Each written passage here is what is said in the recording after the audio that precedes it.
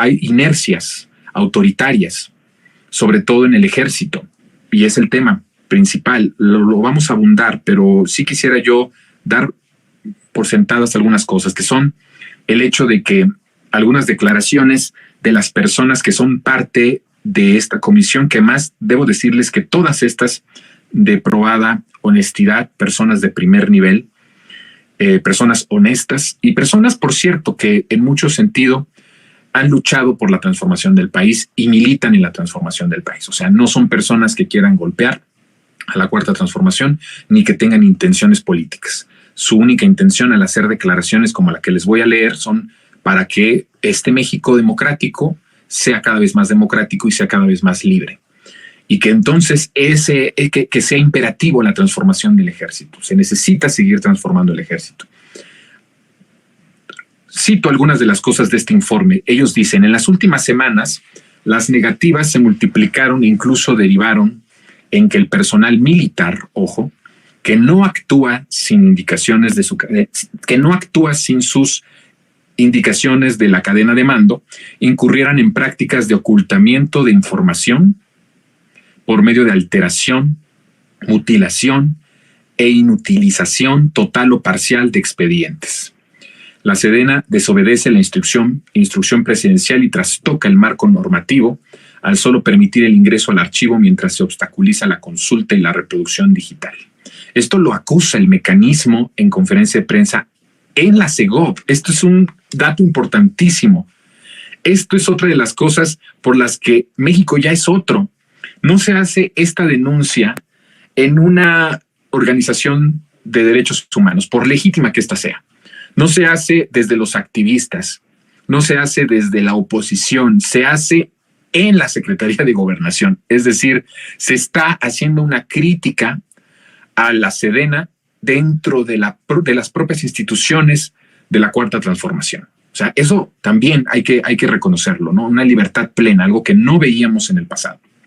Bueno, dicen estas personas del mecanismo que a medida que avanzó la investigación, la que inició como una colaboración pasiva se convirtió en una obstrucción activa en la que se desacató la instrucción presidencial de cero ocultamiento y cero impunidad. Quiere decir que cuando el presidente da la instrucción al ejército como comandante supremo de las Fuerzas Armadas de abrir todos los archivos, de facilitar toda la información, ellos lo asumen como una colaboración pasiva, como, me lo están ordenando, pero yo ni muevo ni digo nada, simplemente me dejo de que ellos me vayan pidiendo y conforme ellos me dan pidiendo, ahí tímidamente les voy acercando datos y documentos. Bueno, esto se convirtió, de eso se pasó a una obstrucción activa que ha llevado incluso no solo al ocultamiento, que es muy grave. El simple hecho del ocultamiento genera impunidad, pero el hecho de alterar y mutilar la información habla de algo mucho más fuerte que está dentro de las estructuras del ejército, que tiene que transformarse. Miren, yo he hablado constantemente aquí en Resentidos que necesitamos transformar al ejército y que esa transformación del ejército indudablemente empezó con Andrés Manuel López Obrador.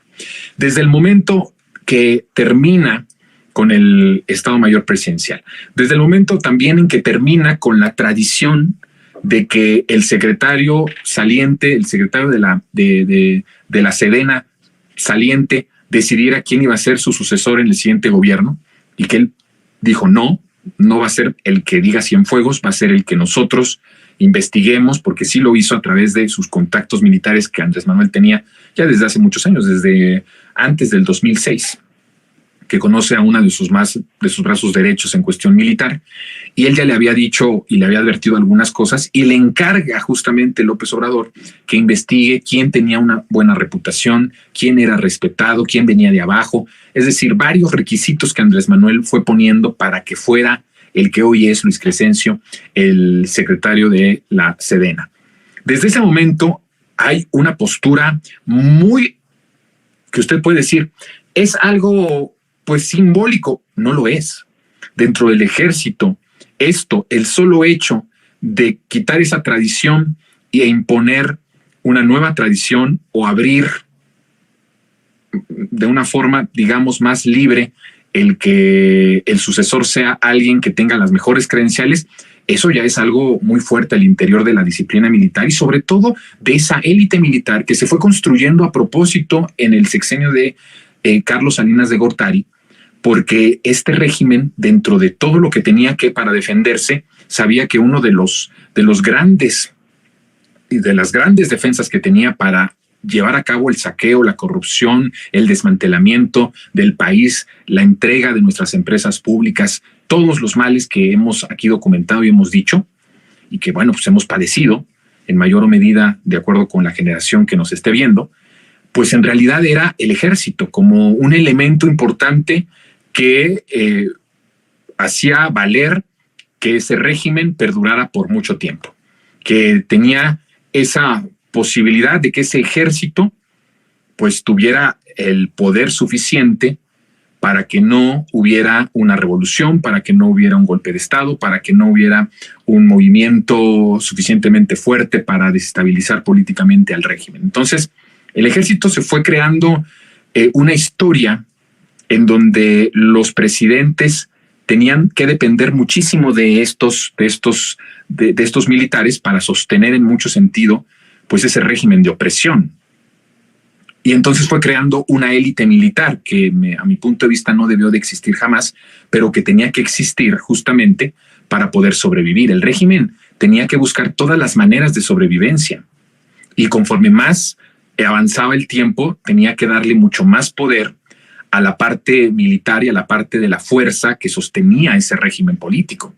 Cuando se crea esta élite militar, desde luego que empieza a corromperse, porque cuando se empieza a crear una élite militar, empiezan a ser parte de los negocios, empiezan a ser parte de la corrupción, empiezan a ser parte de los nexos con el crimen organizado, empiezan a ser parte de toda esa suciedad de esa clase política que gobernaba. Y eso a la par pues trajo mucho daño porque el ejército por mucho tiempo, y esto hay que reconocerlo, fue utilizado como el arma de opresión, en mucho sentido también, por supuesto, de masacres, de aplastar a las resistencias en ciertas partes del país, y entonces transformaron a un ejército que tendría que ser como lo que hoy el presidente vislumbra, que es un ejército del pueblo, un ejército de pueblo uniformado, a un ejército que obedecía las órdenes de oprimir y de reprimir al pueblo. Y eso tiene un peso muy fuerte todavía. Todavía hay unas resistencias enormes al interior del ejército que no entiende esta transformación, que se resiste a esta transformación, porque por mucho tiempo estuvieron muy bien cuidados y estuvieron muy bien protegidos, recibían muy buena cantidad de dinero y eran parte incluso de los negocios y tuvieron muchos privilegios que les está costando en estos momentos dejar.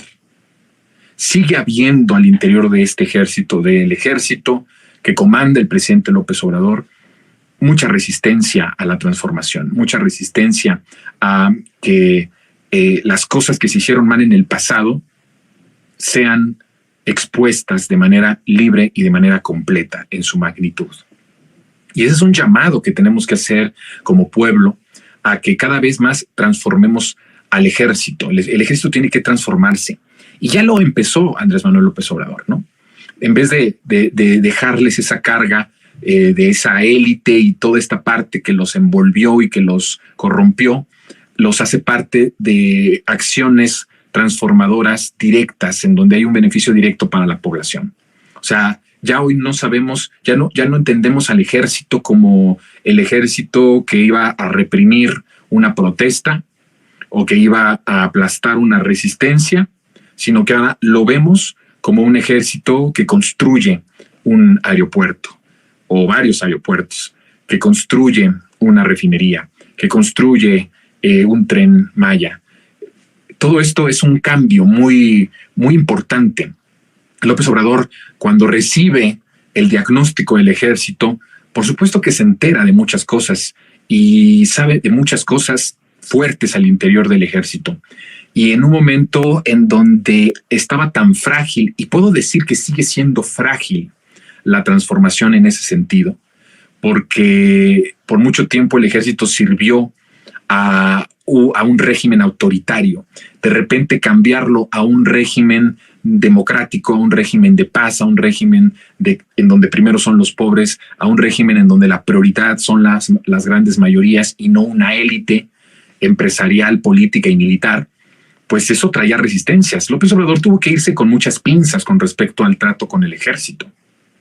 Tampoco asumamos que inmediatamente al ser comandante supremo de las Fuerzas Armadas, todo el poder lo tiene Andrés Manuel López Obrador o lo tuvo Andrés Manuel López Obrador. No. El presidente tenía que tener mucho cuidado en sus decisiones y tenía que tener mucho cuidado en la relación con el ejército. Por eso, de una forma magistral, el presidente López Obrador tuvo que convivir con estas resistencias. Incluso no solo se ve en la cuestión militar, se ve en la cuestión también empresarial, ¿no? Muchos dicen, pues se sigue reuniendo con la oligarquía. Sí, ¿tú y qué querías? Que les quitara sus empresas y que inmediatamente viniera un golpe de Estado ordenado por la oligarquía internacional y entonces nos quedamos sin país, sin transformación y sin nada, ¿no? Eso también, los que opinan hacia bote pronto, sin conocimiento de las cosas, pues es totalmente banal, es totalmente absurdo. Andrés tuvo que convivir en cierta forma con la oligarquía porque ese era uno de los inconvenientes por el que tuvo que optar para que la transformación tuviera continuidad y se afianzara como se está afianzando en estos momentos. Lo mismo pasó con el ejército. Con el ejército tuvo que tener una relación mucho más amable, sin generar impunidad, desde luego, sin mostrarse débil, pero de una forma calculada. Por eso le quita las órdenes de represión, les dice, tú no sirves para reprimir. No es el sentido de un ejército de pueblo. Tienes que ser, como eres un ejército del pueblo, tu objetivo principal es ayudar al pueblo. Es un cambio de paradigma completo el que López Obrador está planteando. No que se haya logrado ya, este es ejemplo de eso, pero sí empezó y tenemos que presionar socialmente para que se logre completamente la transformación del ejército. Que se mueran por completo y se vayan por completo esos fantasmas del ejército de élites, del ejército autoritario, para que entre un ejército que sea lo que ha estado haciendo en estos 5 años, creando bienestar, creando obras de infraestructura. Eso es el trabajo del ejército. Hay un trabajo que todavía tiene que tener un buen lapso de tiempo para poder transformarlo por completo. Así que bueno, vamos a dejarlo por ahí porque ya está con nosotros